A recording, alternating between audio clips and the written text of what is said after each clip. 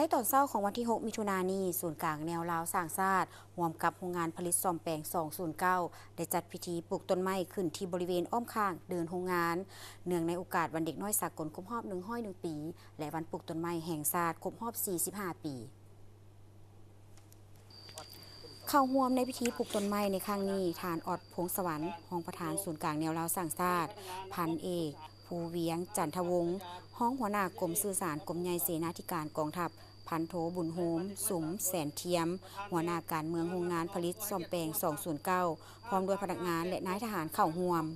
พันเอกภูเวียงจันทวงศ์ได้กล่าวว่าเพื่อเป็นการปฏิบัติตามคาดหมายในการปรับปรุงกรมกองและปฏิบัติตามแนวทางนโยบายของพรรครัฐแผนการของกระทรวงป้องกันประเทศวางออกให้เป็นรูปธรรมโรงงานผลิตซ่อมแปลง 209 จึงได้สุมกำลังใส่ยูแหงพักผันขยายเพื่อเฮ็ดให้โรงงานผลิตประกอบซ่อมแปลง 209 อุดมสมบูรณ์ไปด้วยต้นไม้ไหหมาก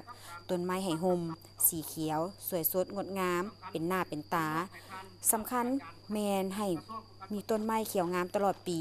ซึ่งการปลูกต้นไม้ครั้งนี้มันได้กลายเป็นสัญลักษณ์แห่งจิตใจและมูลมรดกอันล้ำค่าระหว่างโรงงานผลิตประกอบซ่อมแปลง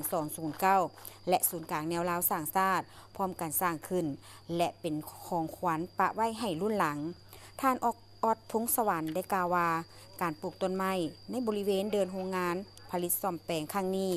ก่อย้อนเห็นได้ถึงความสำคัญและคุณประโยชน์อย่างหลวงหลายของป่าไม้ที่ติดพันกับชีวิตการเป็นอยู่ของประชาชนบรรดาเผ่าพรรคและรัฐบาลจึงได้กำหนดเอาวันที่ 1 มิถุนายนของทุกๆปี